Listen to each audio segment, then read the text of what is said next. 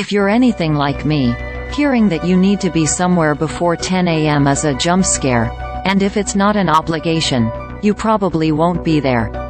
As late risers, who are typically referred to as night owls, get bursts of energy at random times of the day, including when our early bird counterparts are getting ready for bed or already sleeping.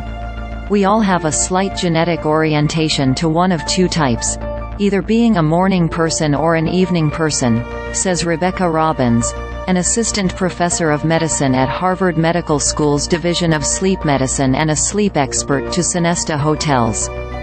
Don't miss quiz. How's your sleep? See if you have more knowledge and better habits than most people. We think of this as evolutionary in nature, in that, roll the tape back hundreds of thousands of years and our ancestors had to protect themselves on the desert floor from predators.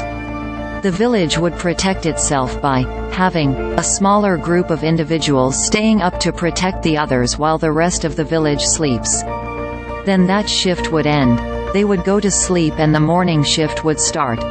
As time went on, we still have remnants of that today, Robbins tells CNBC Make It. The scientific name for these orientations is chronotypes, and our chronotypes are partly genetic, she says.